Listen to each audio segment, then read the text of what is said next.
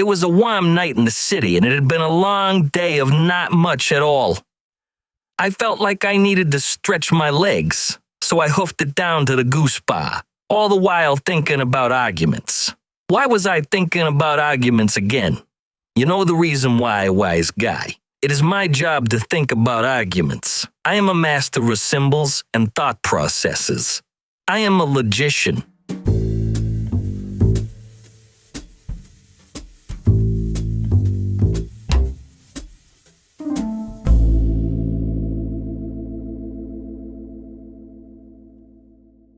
We have been talking for several episodes now about the word argument and how a logician uses the term differently than regular people on the street. So at this point, I want to tell you something. Most citizens throw the word argument around like it's a chair in a bar fight. They think that it means raised voices and pointing fingers and doors slamming and the sound of knuckles cracking, perhaps. But in my office, that's not how we use the word. This, you already know because you have watched my previous episodes. No. In philosophy and in logic, an argument isn't a shouting match. It's a structure. But perhaps you have forgotten what you learned before, so I will repeat again for your benefit the official definition from the Logician's Handbook. An argument is a set of two or more statements, one of which is the conclusion, the rest of which are premises which the author intends as support for the conclusion. And because I am no wise guy, I will also remind you here that a statement is a sentence that has a truth value. That is, it is a sentence that is either true or false. Statements are not questions, nor are they exclamations or commands. They are what we in the business call declaratives. But that is not the mystery we have to investigate today. No, today we need to talk about the word intent. That word matters. It means that we are not just looking at just any old collection of sentences. When we are trying to figure out whether a given speech act, a speech act, a bunch of words some lug is saying to you. When we are trying to figure out whether a given speech act is an argument or not, we have to figure out what the lug intends. It's intention that makes it an argument in the end. If the speaker is trying to make an argument, then it is an argument, even if it is a bad one. So I ask you, how can you tell what some lug intends when they are throwing a lot of words at you? Well, let me tell you, you already know how to do this. How do you already know how to do this? Because you are a human being. And human beings are natural geniuses when it comes to logics. And how do I know this? I make it my business to know, because I study the abstractions that most people miss most of the time. You know it. I am an academic logician. So, grok this, my friend. When we are trying to figure out if some set of sentences is an argument, we are not just looking at those sentences. We're looking at what the speaker is trying to do. What are the speaker's intentions here? You know that intent is 9/10 of the law, right? The same is true here, only even more so. Intention in arguments is like the corpus delicti in a crime. If you do not have it, you have no case. There is no argument present without the intent to make an argument. If that seems about as clear as the pea soup they serve down at Rosie's Bar, let me fix that for you. Hold on to your wallet, though. This is going to take a bit of investigation. Again, at the severe risk of boring you, I must repeat myself. Arguments are sets of two or more statements, one a conclusion, the rest premises which the author intends as support for the conclusion. So when we say logic studies arguments, we mean it studies these carefully arranged structures of statements where someone is claiming, this follows from that. Now, note the following carefully. It is the most important clue of the day. That claim, that something follows, is called an inference claim. That's the arrow in the diagram. It means that the author is saying that the premises lead to the conclusion. That arrow is the heartbeat of an argument, the way the MacGuffin is the heart of a Hitchcock movie. If you have no arrow, you have no case, because it's not an argument. It is something else. Which brings us to an important question. What is not an argument? The short answer is simple. Anything that doesn't fit our definition. Anything without two or more statements, or anything without an inference claim. You do not have two or more statements. It's not an argument. Similarly, no inference claim, no argument. Now, an innocent citizen may believe that it is easy to tell arguments and non-arguments apart based on these very simple criteria, but it is not always an easy thing to do, as I know from years of experience.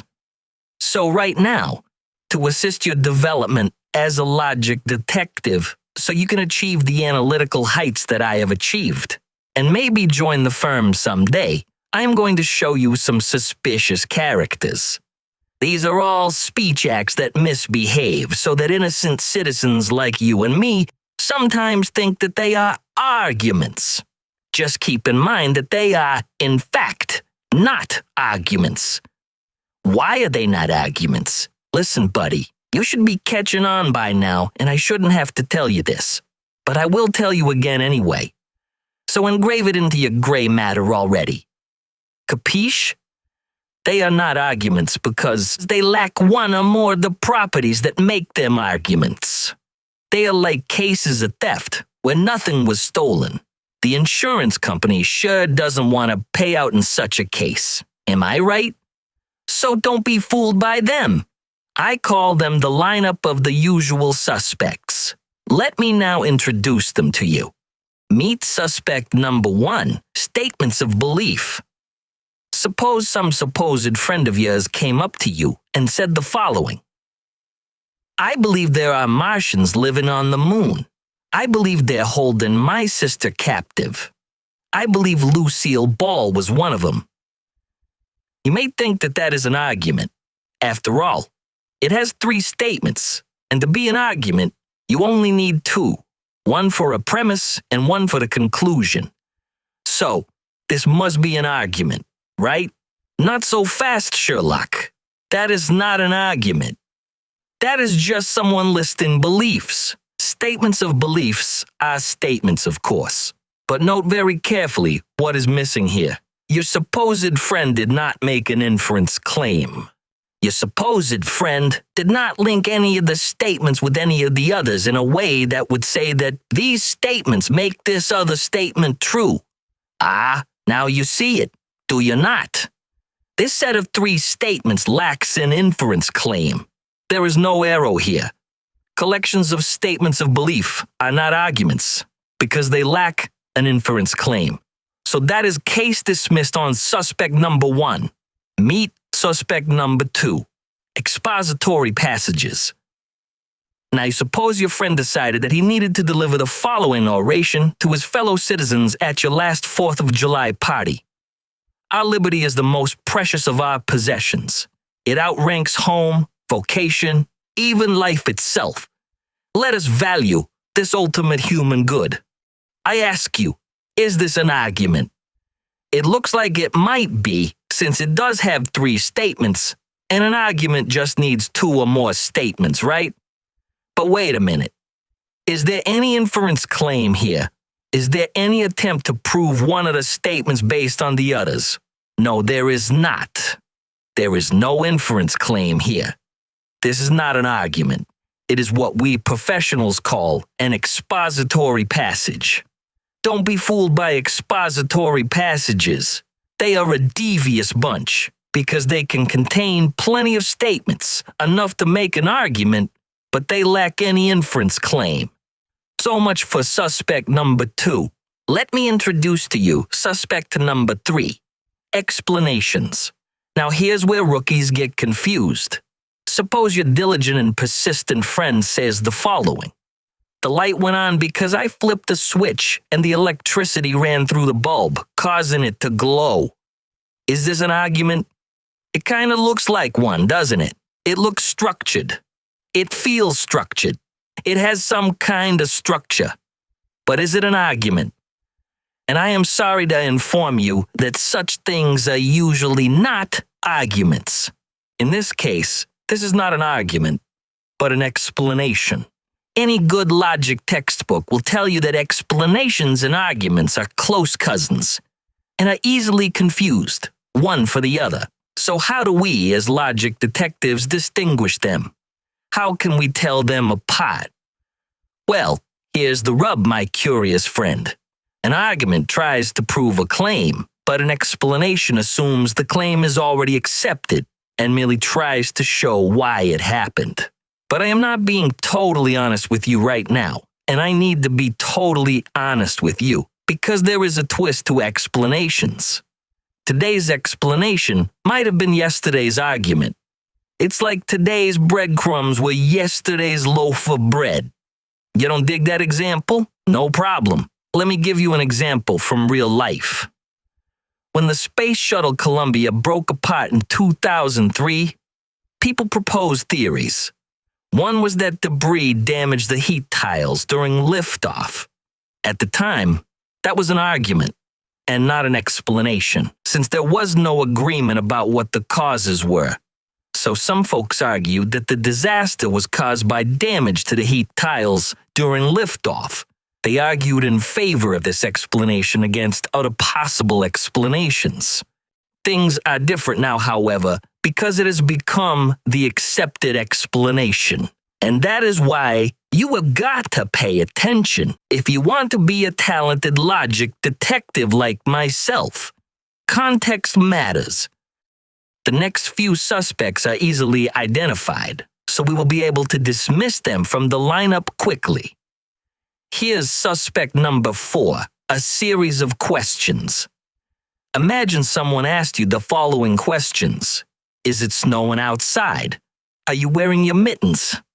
Now, you might think that this is an argument, but it cannot be an argument. And you know why not?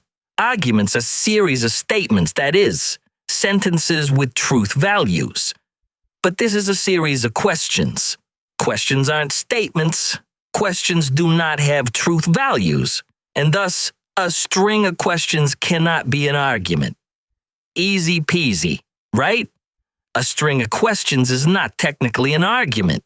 But here's where things get interesting. Sometimes people use questions to disguise the fact that they are making an argument. Consider this. Isn't abortion morally wrong? Shouldn't we make illegal what is morally wrong? Shouldn't we conclude that there ought to be a law against it? What are these technically? They are still just a series of questions, and hence this is not an argument. But do you remember what makes an argument an argument? In the end, it is all about the intent of the speaker, and anyone with half a brain can see what's going on in this case. The person is using questions to make an argument. Like this. Abortion is morally wrong. Anything morally wrong ought to be illegal. Therefore, abortion ought to be illegal. Now we've got premises and a conclusion. Now we've got an inference claim. So because the author intended it to be an argument, it really is an argument. It was an argument in disguise, trying to fool the authorities and get away with something. Now, because you are an intelligent citizen, I am sure you are asking yourself, why do this? Why make an argument by asking questions instead of stating it directly? This, my perspicacious friend, is a very, very good question. It all has to do with human psychology. Psychologically, questions can be more persuasive than stating an argument explicitly and in the correct form. Why is this? It is because questions make the listener feel like they arrived at the conclusion themselves. It is a form of manipulation. Clever, sometimes slippery, but we cannot let them get away with such a crime. So, be very careful when it comes to a series of questions, because the miscreant may well be up to something. Now let's talk about suspect number 5, commands. Suppose you are ordered to do something like close a door. Close the door, some supposed authority or bigwig might say to you. Is that an argument? No, of course it isn't. It is a command, and commands don't have truth values. They cannot be true or false, and you know the score. No truth value, no inference claim, no case. Suspect number 6 is almost the same as suspect number 5. Exclamations by themselves make no truth claims, so they're not arguments. Imagine that a malefactor was unhappy and grunted, "Ugh." Nope, that is not an argument, not even close. Suspect number 7 is similarly easily dismissed. This is when a person doesn't write in complete sentences, but instead uses sentence fragments. You do not know what I mean? Well, then consider the following case. Suppose someone says, "Being like a cat with no tail, off on a tangent, like a rolling stone." Your eagle eye and detective brain have already noticed that there are no complete statements here.